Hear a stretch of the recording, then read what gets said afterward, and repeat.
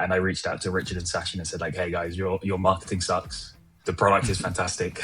Here's my pitch. Let me do it. KYC started off as something that was was meant to be a positive, and has now turned into almost a honeypot, I would say, where your data is stored and you can't really do anything about it, right? If it's leaked, it's leaked. We say, hey, if you're good enough for Venmo, if you're good enough for Revolut, then you're definitely good enough for us. I believe that Josh isn't a terrorist if Revolut say he's not a terrorist. Like that should be enough for most people in general. Things like this, like really, I would say odd things in this year in of 2026 happening, where you see an 80-year-old man being carried off by the police for saying, hey, don't kill people in Gaza or stop bombing citizens and things like this.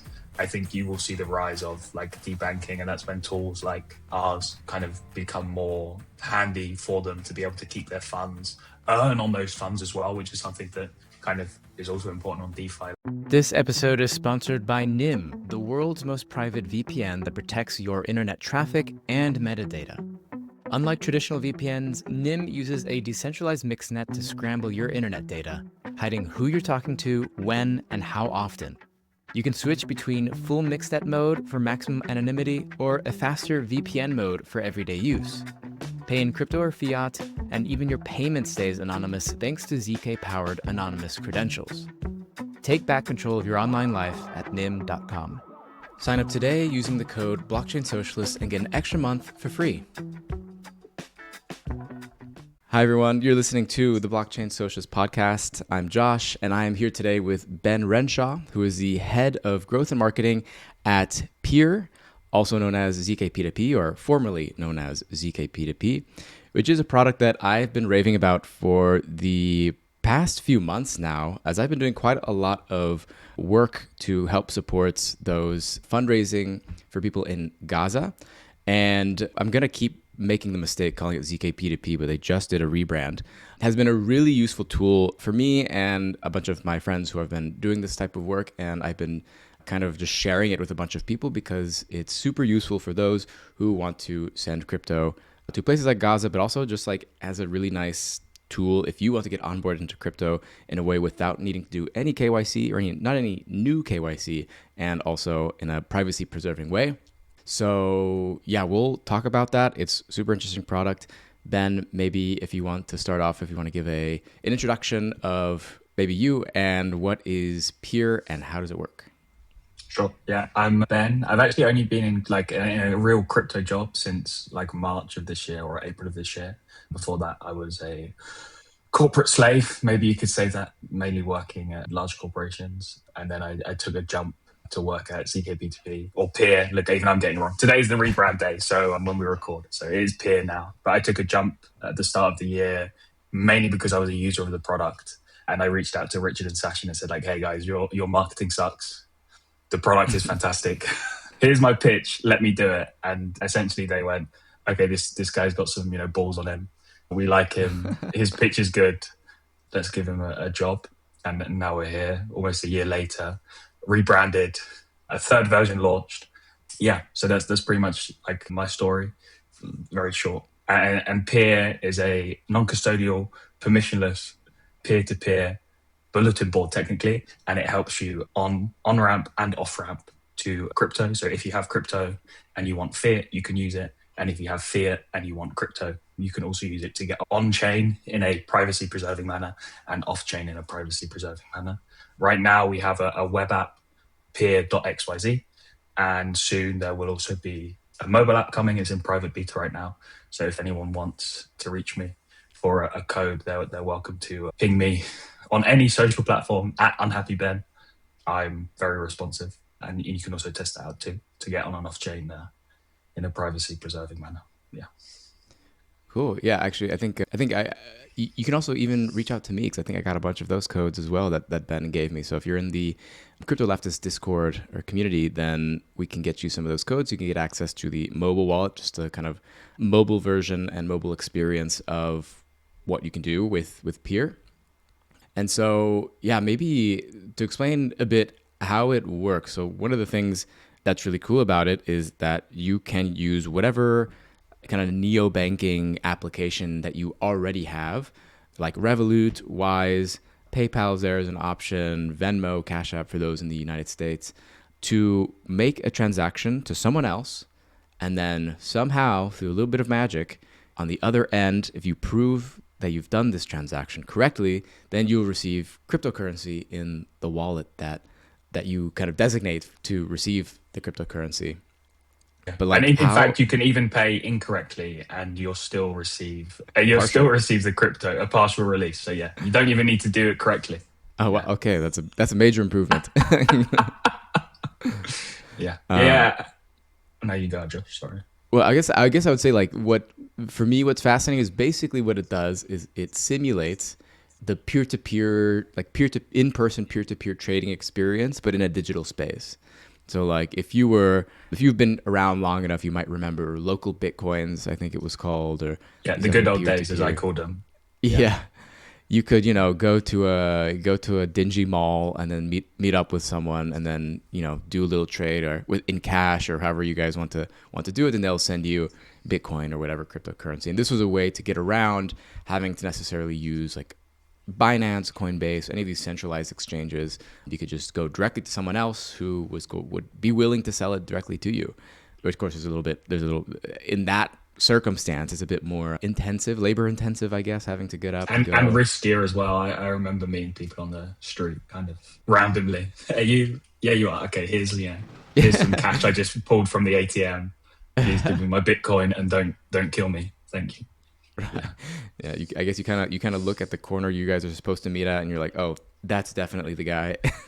Yeah, exactly. That's definitely the guy. He looks shifty enough to be selling Bitcoin to random people for cash on the street corner. Exactly. Yeah. So it's really good way if you don't want to share personal identifying information to a big corporation or whatever have you, to potentially risk that data being leaked in some data leak accident or whatever. It allows you to get around that, so you preserve a lot more privacy in various ways. So yeah, I guess to me the big question, if you're looking at it from a how do you guys get around KYC or know your customer regulation? Maybe for those who don't know, to make sure we're all on the same footing, can you explain a bit what is KYC and how you guys are getting around it in the process with Peer? Sure. Yeah. So I mean, KYC. I think I hope most people will be familiar with it. Your banks do it. Crypto exchanges do it. In fact, I think everyone pretty much does it now. And it's essentially where you give them your personal information, be it your passport, your driving license, your residence permit, a copy of your bank statement or your gas bill, just to prove that you are who you say you are. You're a human person who lives at a certain address and can either pay their bills or where your money comes from or things like this. It's essentially linking where you live and who you are to a digital account in a database somewhere. And it works out pretty well. I think KYC, things like this always start as something that's useful when it like first arrived. Maybe it's not the best thing to give your data to large corporations, but at least it's a way of, saying, hey, I'm a person and I can do things. I think what it's turned into is something that's incredibly invasive and something that gets leaked very often.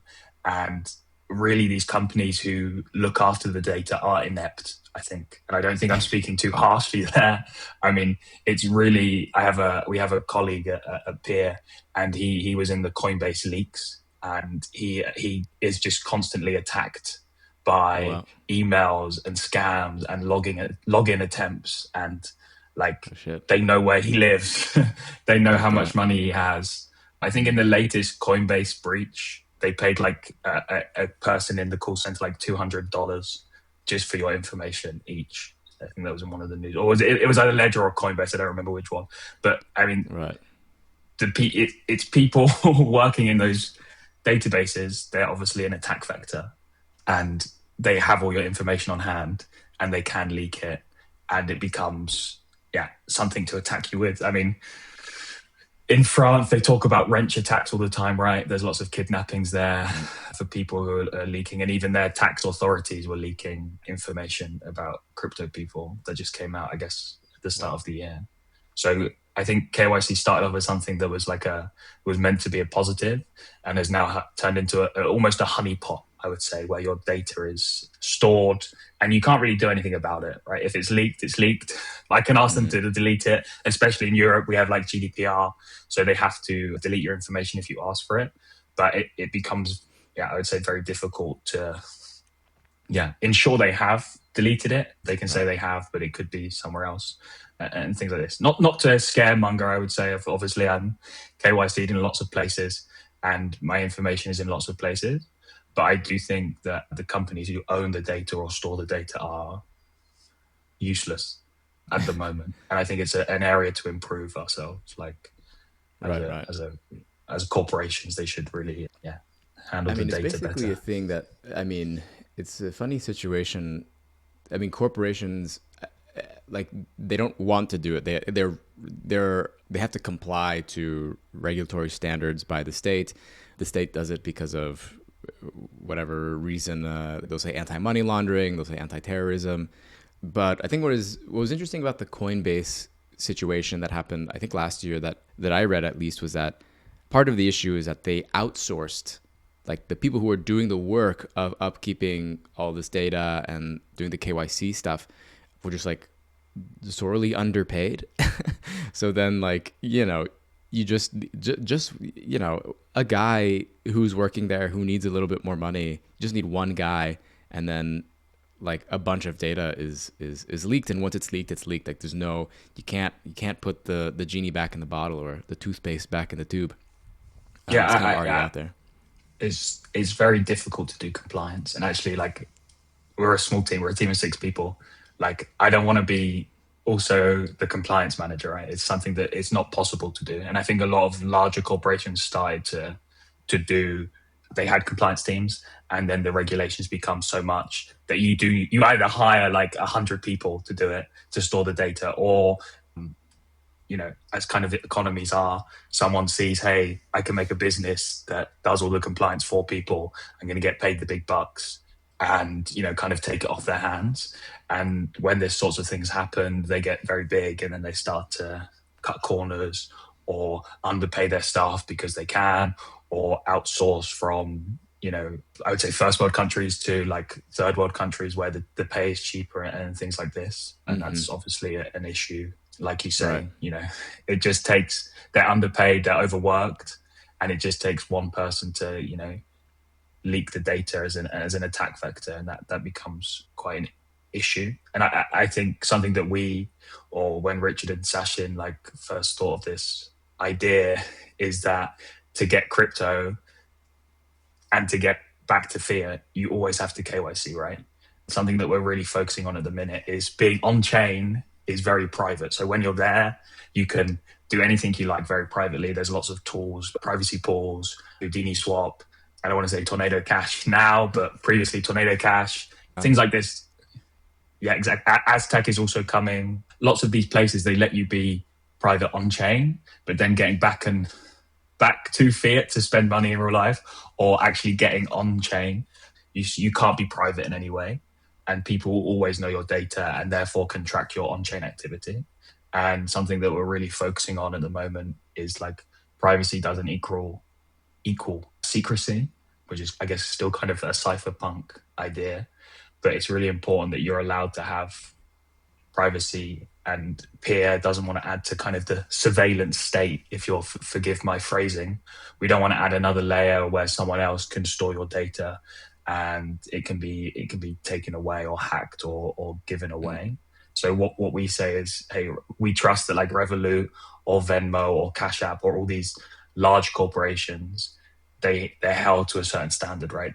Banks especially, or neobanks, are held to a certain standard, and they must keep your data safe, secure, your information liable. So we say, hey, we're taking the regulated rails that almost everyone has in the modern era. You almost can't exist without having one neobank at the moment, or a ePay wallet like Venmo or similar. We take those regulated rails and we just leverage the information. We say, hey, if you're good enough for Venmo, if you're good enough for Revolut, then you're definitely good enough for us. And that's pretty much it. That's what zero knowledge technology allows us to do, is to say, hey, you've been regulated, you've passed AML, you've passed all of these like anti-terrorism stuff. like, I don't need to do it again. Like, I believe that Josh isn't a terrorist if Revolut say he's not a terrorist, like that should be Right. enough for most people in general. Like, and I think that's like a real niche in the market that we've really like seized upon, and lots of people are using it for, well, one, privacy doesn't equal secrecy, so they're just getting on chain, saving, spending, investing, whatever in DeFi they want to do. But then also, like you and like with the bread cooperative, you can donate in a privacy preserving manner using crypto. You can fund good causes. You can do lots of things where maybe it's frowned upon to donate to, or the government doesn't like it, or you don't want many people to know about it. Yeah. And I think Mm-hmm. that's like a secondary power of privacy doesn't equal secrecy. You can do things. Yeah. You can do Right. good things, which people forget about when they talk about privacy. Mm-hmm. It's like a positive as well. Yeah. Yeah. So if I can kind of maybe summarize this, basically, Peer borrows essentially, or they rely upon, Leverage. Yeah. they leverage the KYC credentials that you already have on any of the supported platforms that they offer. So if you've already got a Revolut account and you've given them all the information you need to give them because you need a Revolut account, then that's enough. You don't need to do anything more to use Peer. You can just, if you make a transaction using Revolut, then clearly you have done enough KYC. And so that gets taken advantage of using zero knowledge technology, zero knowledge cryptography, which is maybe for people who don't know, a very fancy and kind of cutting edge cryptography where you can prove things without necessarily need to revealing it. That may sound kind of weird and contradictory, but I think there's always this like way that people explain it that I guess kind of helps. Where say you're going to a bar and you have to show your ID to prove that you're over 18 or over 21, and but whenever you give your ID to the bouncer, he sees your name, not just your age, your name, your address, all these other information that he technically doesn't really need to know. And so by using zero knowledge cryptography, you can prove, for example, to the bouncer, I am above the age that is necessary, but you don't need to know anything else about me. Let me in. That's kind of like I guess, the way to explain it. It's quite a nice way to explain it, actually. Yeah. But yeah, so like the specific cryptographic primitive that you guys are using is ZK-TLS, which is super, super interesting to me. I don't know if you want to maybe give a little bit of an explanation of that just to see, because I think some people are just like, yeah, but how do you leverage the KYC? I don't get it. How does that, what exactly is happening in the background? Sure. Yeah, I can just give you like a quick kind of introduction, and I've written it down. So if you see if the video is available, I've written it down just because I knew this thing would come up and I don't want to get it wrong. But essentially, what it is ZK-TLS, or zero knowledge TLS, is a cryptographic technique, and it lets you prove something about data you received or data you've got, data about yourself from a website or similar, without revealing the information. So like Josh said, hey, instead of giving the bouncer at the door all of my information, I just give him a small piece and say, hey, I'm old enough, you can let me in. You don't need to know all of the information about me. In kind of a more technological way, it's still going to be high level, so you're welcome to skip ahead if you don't care. But That's essentially, important. it's important. It's important. I personally would recommend listening, but if you don't want to, yeah, 30 No seconds offense ahead. taken. Double. Yeah, no offense taken. Exactly.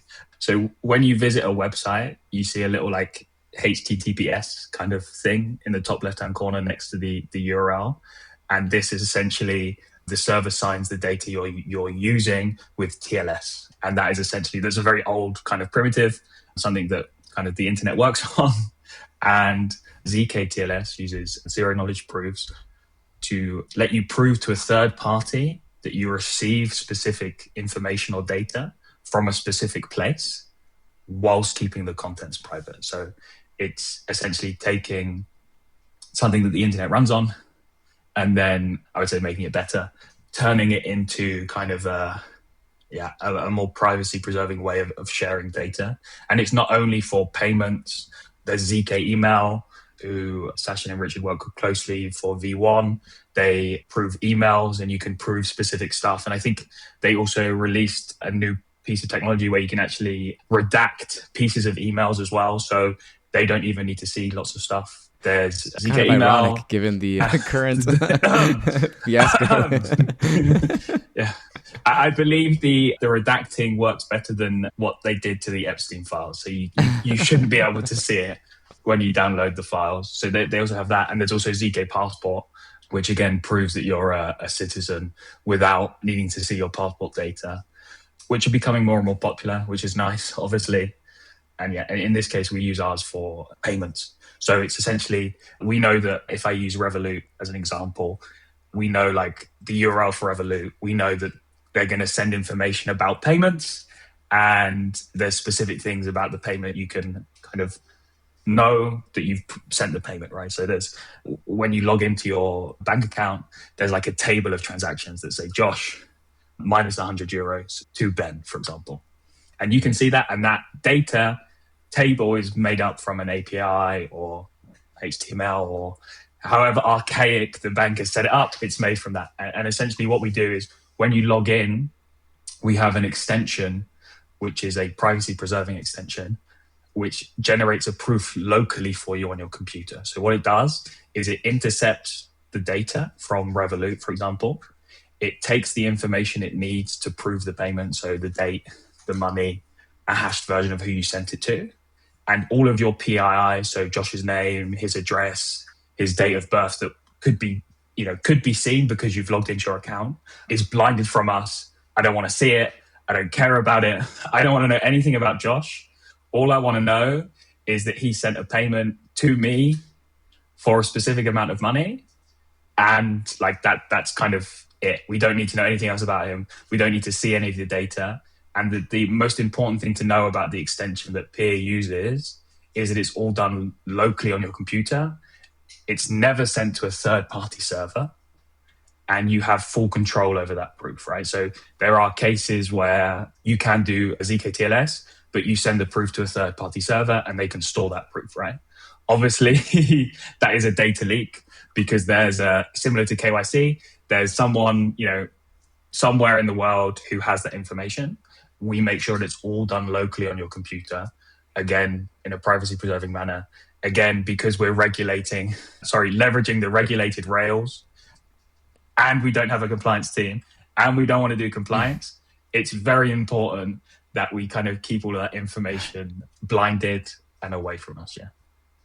Right. So I hope that was understandable for people. I think if you go to the website, Peer.xyz, I think is a new website, then I think you'll get a better idea of kind of what exactly he's talking about and how it's working. And hopefully we can get like a little demo in the video here that can kind of show the flow. But yeah, TLS, as far as I understand, it's top level security, or no, transport layer security. Sorry about that.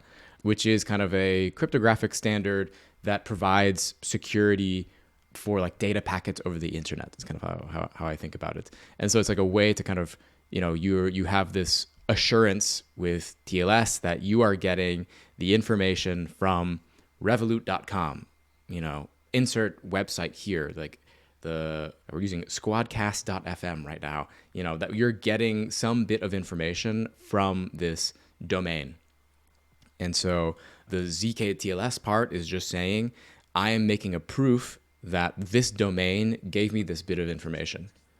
And so... What a fantastic way to say. Yeah, actually, if you fast forwarded my part, I think Josh just said it in like 2 sentences. So, if you want a communications expert, let me know. So yeah, you just prove that they told me this, and it's secure cryptographically. You say, okay, then that's good enough for me. And then it allows this transaction to happen, which is that you want to buy cryptocurrency or you want to sell cryptocurrency. Yeah, and I think the other important thing just to mention about Peer as well, like if we move on from that, like the proof generation part, is that if you've done P2P before on Binance, there's always a third party who kind of are custodial. So they hold onto their funds in an escrow, and you have to kind of talk to each other and send information and make sure that happens. But the nice thing about Peer is that there's still technically a smart contract that acts as an escrow, but it has 2 directions of travel. One direction of travel is that it goes back to the seller if the proof isn't generated.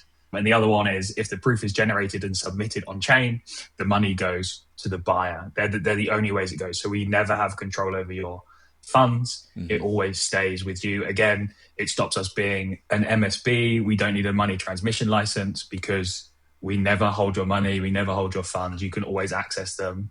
That's also like a very important kind of point on top of the ZK-TLS we use, is that we also never touch your funds as well. And never, again, I don't want to know about you.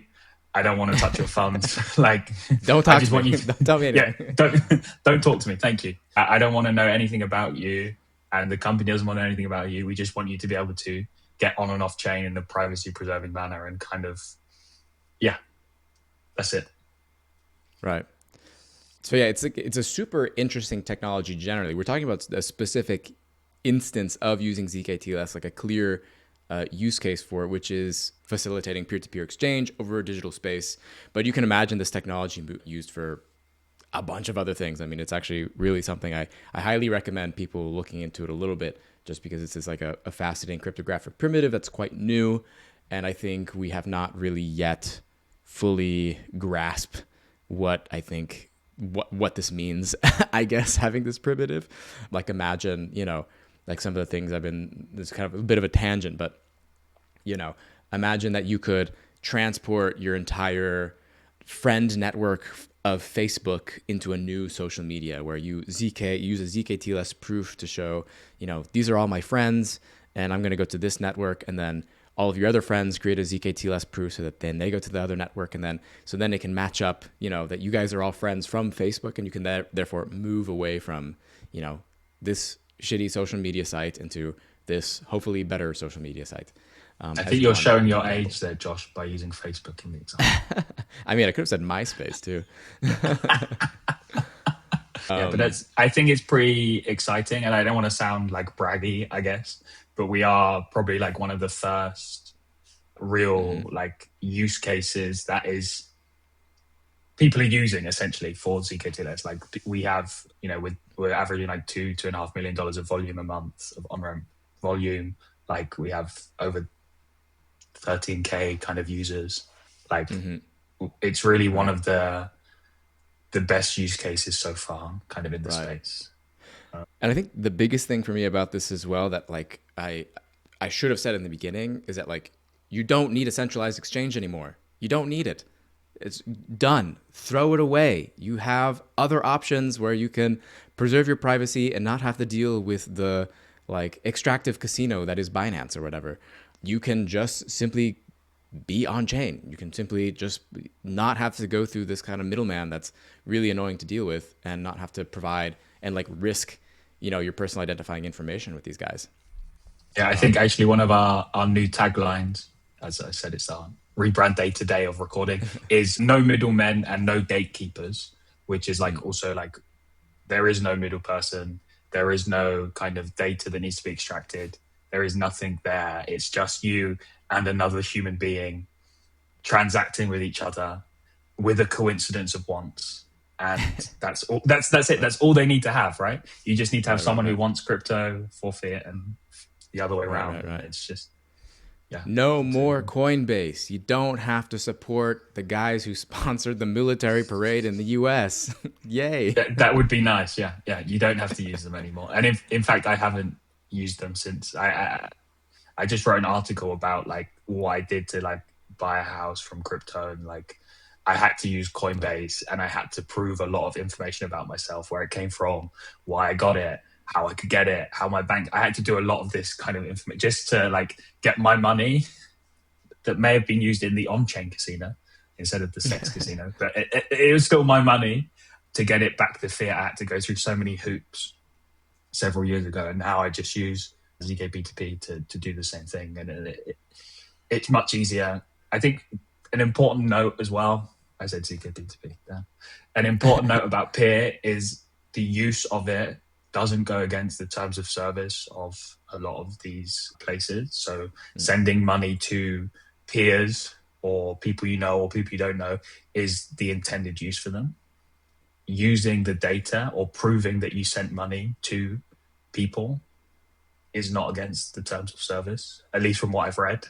I'm not a legal expert, so You know, I think Not financial Wise is advice, not not legal financial advice. advice, not legal advice. I think Wise are the only ones who have an explicit thing in their user agreement about cryptocurrency. But it's also important to know, like, peer to peer is what a Rev tag or a cash tag or a Venmo username is for, right? Is to send people money, and taking that data from the account that you own and proving that you sent someone data is not Right, something you right. should be worried about. Like it's the equivalent of like if we met up in person and we're doing a peer-to-peer exchange and I show you my phone or I'm like I sent you the money Correct. on Revolut. Here it is. You see it? This is proof. And then the other person's like, "Okay, that is proof. Thank you." And then they send you cryptocurrency. That's the equivalent, I guess, is how I think about it. Yeah, that would be the IRL equivalent. Yeah, exactly. Exactly that. Yeah. Maybe they would say it slightly nicer and less kind of condescending, but yeah. Just to make it clear for people. Clear. Yeah, sorry. Not to be condescending, but yeah. So it's, I mean, other thing I wanted to mention as well is I should have mentioned this in the beginning as well. Like I think you mentioned it before I did, but we've integrated Pier. It still might have the ZK P2P branding at the moment, but we'll update it as soon as we get that. You can now buy or go through the process of baking bread in the Bread Cooperative Solidarity Fund, which is kind of the project that I co-founded. So if you want to be a part of, like automatically getting into some of the stuff that we're building, very crypto left wing types of projects, then you can go to fund.bread.coop. There's a little buy tab, and you can go through the process of onboarding yourself, even if you don't have Coinbase, you don't have Binance, any of these centralized exchanges, but you have Revolut or something like that, Venmo, Cash App, then you can get onboarded in like, it took like a minute or two, more or less, to get going. So it's also like, to me, I think it's like really, really cool to see this. And I imagine seeing this more and more rather than having to go through like the other options, in case people don't know, are like MoonPay, these other, who cares about the names, but they all still require KYC to some degree. So I think what's very cool about this one is it's like the process is just so much easier. So I'm really hoping that we can use this as a way to onboard a lot more people and make the process a lot easier, so that now, I can actually get my parents to get onboarded in some way without. I remember I had to take my dad through like getting a Coinbase account, and that was just horrible. I mean, and then his his bank account blocked him for a little bit because they're like no crypto, which never happened to me. But yeah, it didn't give a good look to my dad when I No, was trying I to help him also out. I onboarded my dad to Peer when I first started working, and it was, I got to be honest, it was fine. Like, he understood how it worked, but it was also very painful. So I'm not sure it's just a Coinbase explicit thing, but it was very nice that I didn't have to ask him for his passport Right, right. to get money on chain. Yeah. But yeah, so I'll definitely recommend, guys, please check it out and try it out on the Bread Cooperative application, the Solidarity Fund application. If you haven't tried it already, now is your excuse to go on and get onboarded. We have almost 500,000 bread in TVL in the project, so that is all being used to generate interest for member projects of the Solidarity Fund. So make sure to check that out. Maybe next question that would be good just to know for people, which markets and platforms are you serving now and that you hope to serve in the future? Yeah. So it's time to bake some bread, I think is what I should say, right? Yeah. Yeah, I'm not a paid actor. Yeah. Time to bake some bread. So we're mostly a European and American based kind of like payment providers at the moment. That's where we're based. So that makes the most sense because we can get access to the accounts. So in Europe, we have Revolut, N26, Monzo in the UK, Wise, which will then lead me into America because we have Chime in America, Cash App, Venmo, Zelle, but only three banks for Zelle, which are Bank of America, Citi, and Chase. I'm not going to get into Zelle. It's very painful because there are so many banks. You have to create a template for every single bank. So Oh, we wow. chose the most popular. Yeah, oh wow, indeed. We chose the most popular banks and the banks that Richard had, and we're going from there essentially because it's a lot of work. So for now, it's those three Zelle banks. What else do we have? Oh, we have Mercado Pago in Argentina, which is smaller volume, I would say, and we have PayPal as well. PayPal in multiple countries, but we have a sort of reputation system on Peer, which we had to bring in because we had some issues with some chargebacks, like fraudulent chargebacks. And PayPal have, even for friends and family payments, they have some pretty, I would say, egregious refunds, which is like 180 days. Yeah, yeah, indeed. Oh, wow. There's also a surprise to us. So we had to add some reputation for this. So PayPal gets unlocked at a higher tier when you've kind of proved yourself as a, not like, I don't want to say a good citizen because it makes me sound a bit like I don't know, overpowering, but at least prove yourself that you're not gonna kind of charge back our liquidity providers or your peers in this case. And I think a reputation system is, for now, it was well received by our community, and a lot of people understood like the reason behind it. Essentially, like Yeah, yeah. yeah, yeah. So that's just on PayPal, And those and are then risks that go with like any kind of peer-to-peer exchange. I mean, like you could, mm, you go, you meet up in person, you do the exchange, and then you walk away, and then a day later, they get a refund back because correct. they requested it, and then you can't do that much about it necessarily. Yeah, that is correct. So Yeah, it's a risk that like our liquidity providers take, and we try to give them as much protection as possible or help as possible in these cases, because like peer-to-peer exchanges live and die on liquidity, right? If you have unlimited demand but $10 of liquidity, no one's going to use your platform, and that's kind of like the problem we're solving for right now. Yeah. right, right. I kind of want to also like jump back a little bit to what you were mentioning about like having the bank like the banks that Richard has, because I think what's you know maybe interesting for people is that like create in order to have a system that so that you can create ZK-TLS proofs, you need to know the format of the website or like the URL that is like sending information. You need to know like what that is. So it's like a process to know. You have to know what you're expecting to receive and in what data structure and format. So that just Correct. takes like a bit of like reverse engineering. Then how do you Yeah. receive that in the way that you want to receive it to make a proof? Correct. Yeah, it's more like we're permissionless, so like we don't work with any of these banks or neobanks or payment apps. Like it's really Right. about reverse engineering, taking the information that is ours and readily available to use and doing it. I think actually it's a good point because you can build your own provider templates. So if you're thinking, hey, I have Zelle, but I want Ally Bank or Wells Fargo or I don't know, Credit something union. else, credit union, thanks, anything else, you can in our docs.peer.xyz, you can find some information about building your own provider templates. You can submit the pull request on GitHub. You can reach out to us on Discord or Telegram or Twitter or, I mean, anywhere you like, basically. And we can also help you through that process as well if you want some different banks or payment methods. I'm not going to say it's very quick because we're, like I said, we're a small team, but we're Hmm. definitely willing and open to receive help. And Right. we'd love to have a large community kind of plaid of payment providers that anyone can add and Right, right, use. right.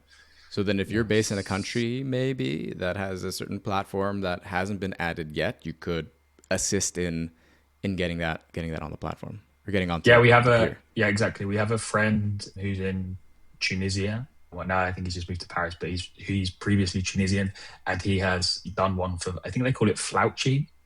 I am not going to, Okay. Flouci. I'm going with Flouchy. I apologize to anyone listening, but we will also probably end up adding this as well once we've integrated our latest payment provider, which I think could be quite interesting to mention next. So in the month of February, hopefully, we'll be integrating Alipay, which is, I guess, one of the biggest payment providers in China, in Asia. Sachin was just in Chiang Mai at a kind of a cypherpunk event run by the GCC, which is, I Hmm. apologize for not knowing who their full name, but they're a kind of a collective of people in Asia who want to push forward kind of cypherpunk and privacy in China specifically, and then the rest of Asia.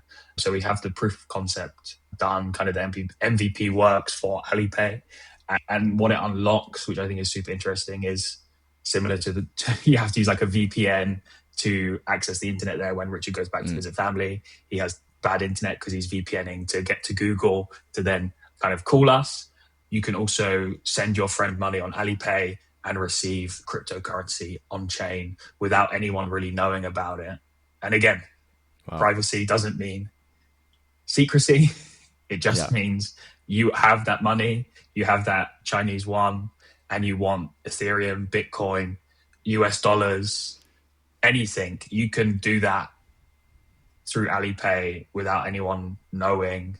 Like, and I think that's something from like our perspective and a lot of people's, like, who we've had like feedback from. It's something that's really cool because being able to push like a privacy preserving method forward for people who, you know, have no other choices really, I think is really cool and something that's quite powerful. I would say it makes you feel like you not to sound, I don't know, too, I don't know, crazy, but it makes you feel like you're doing something important almost because you're Mm, giving people the option to do something that they wouldn't right. previously have an option to do. Does that make Right sense? now, is it in China? I, I can't, I don't remember what was the latest on it, but is it, I don't know if it's like fully illegal or it's not legal for mining or something like that, or I think it's frowned upon, probably. I frowned think is upon. the way you would say it. Yeah, Okay. yeah. Not And not again, condemned. not they have all. It's also important. Like even if they can do it, which I don't want to say if they can or can't, but if you can do it, you still have to give all your information away, right? And Hmm. we've seen that with things like Alibaba and Jack Ma, who kind of get disappeared for a little bit because they do something that the CCP don't like, and things like this. Like it is possible to then kind of break out of that stranglehold in a different way, and be able to use your funds in a privacy preserving manner that aren't being controlled by a centralized government. Essentially, I think that's Right. the most important point. Yeah. And I think this is, I mean, for me, what at least in my context, kind of the big thing that I've been noticing lately, especially just around where I am. I mean, left wing groups are being debanked quite a bit. I was recently at CCC, the Chaos Communications Congress, and that was like a big theme for different organizations who do good work, like helping prisoners in Germany in various ways. Like they're getting debanked. There's to me there is something in the air that is seems to be where I don't know these types of actions by governments that we just didn't really was done very selectively, very seldomly. I think in the kind of peak of the neoliberal era that more or less has passed. I think us that I think there's a good chance that it could happen more, especially as more and more things are just like digitized. Yeah, I think it's like kind of like and maybe not to get too political, I guess, but like a rise of like the nationalistic kind of right wing where they want to clamp down on everything that maybe doesn't fit their kind of bubble, or things like this. If more like, at least in Europe, you see more of them being popularized.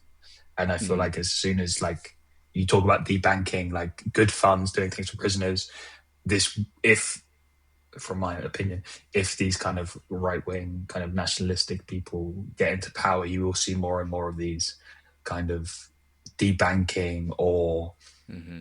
yeah, saying, hey, these people are bad, you can't do that. I mean, in England, you see old people getting arrested for supporting Gaza or protesting against the genocide in Gaza. Things like this, like really, I would say odd things in the in Right. the in this year in of 2026 happening, where you see an 80-year-old man being carried off by the police for saying, hey, don't kill people in Gaza, or stop Right. bombing citizens and things like this. I think you will see the rise of like debanking, and that's when tools like ours kind of become more handy for them to be able to keep their funds, earn on those funds as well, which is something that kind of is also important on DeFi. Like you can still earn interest that's usually higher than your average bank, and be able to use those funds then for good causes still. Yeah. Yeah. Definitely. I think it's like a reaction to the contradictions being laid bare. I think more or less. But yeah, thank you for coming on the podcast. My last question for you, just curious to know what is in store in the next couple of years for you guys. What kind of stuff are you thinking to Couple of years. prioritize? Because I mean, I imagine there's a lot that can be possibly done with this type of stuff that I think is really exciting. Because yeah, it's not like to me, it's like maybe the peer-to-peer exchange is like one aspect of it, but this can be kind of with some slight modulations, I imagine you can make a lot of other interesting types of products and, things that facilitate, I don't know, e-commerce and things like this. Yeah, the next thing after today, I will have a long sleep this evening after the rebrand is done. And then we will start with I think Alipay is like our next big milestone. We will have our mobile app fully launched, which will be, I believe, I don't want to, to speak too soon, but I believe will be the first ZK-TLS powered mobile app kind of that's usable by a lot of people all over the world, which is very exciting. And the team, we have one mobile developer and he's shipping every day, constantly. We say he's in the mines because he's working so hard. So that's like our kind of short-term roadmap. And then something else we're really excited about, I think I shared with you guys in the leftist Discord last week, is our kind of Stripe checkout. So something that Sasha has been, I would say, pioneering and working very hard on is this kind of, everyone knows a Stripe checkout flow, how it works, what it does. We're hoping to launch a similar kind of peer pay checkout flow. You could say, I think this is the first, I'm probably going to get in trouble for saying it out loud, but it's okay. I don't mind. Not real trouble, which will allow you or merchants to receive stable coins in return for kind of their users doing fiat payments. And we have two kind of modes for this. So one mode will be where Josh would know that he's paying me in stable coins, and another mode where Josh just knows that he's paying in euros and he doesn't see anything from the back end, which I think is also really exciting and something that we're looking to onboard more Web2 companies in, to say, hey guys, you can use different types of payment rails very easily. You don't need to pay Venmo or PayPal to integrate them into the checkout. You can just use this technology.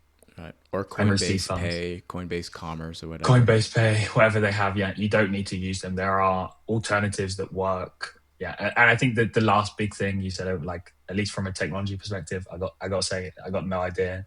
We're working like for the mobile launch and the kind of the checkout launch, and then from there we'll have to see how successful we are, of course. But I think in terms, we just want to really push like the space forward. Richard and Sachin really pioneered with, I guess, TLS Notary, ZK Email, ZK Passport. They really pushed the boundaries of the technology in 2024 to launch ZK P2P. And Richard made the mobile SDK for proofs to work on mobile. Like, they're incredibly clever guys. I think they're fantastic people. And I expect them to kind of continue pushing the space forward to new technologies to come. Yeah, so that's kind of where we are. I just let them. Cool. I let them do the big brain stuff, and then I make it sound very nice to people. But yeah, I think that's where we will be. Awesome. Well, thanks so much again for coming on. Peer.xyz, if you guys want to check it out directly, or I also recommend just going to fund.bread.coop, which is the solidarity fund where you can try it out and with a real use case of baking some bread. What's really cool is that you can buy on any of the chains, any of the tokens, on Ethereum-based chains, and I think maybe Solana as well. But yeah, we have kind of a link already set up there to help you with that process if you want to go and do it to support some of the work that we're doing. But yeah, thanks Ben for coming on, and yeah, looking forward to see how Pier, I almost said it, how Pier progresses. I know I will be continuing to be a user of it, so thanks a lot. Thanks a lot, Josh. If you like what I'm doing here, consider supporting the show on Patreon. Your contributions help me keep doing this work and dive deeper into the politics of decentralized technologies. I promise you absolutely zero financial returns, no airdrops, and your investment may go to zero. But you will get good content. Check out patreon.com/theblockchainsocialist to support the show.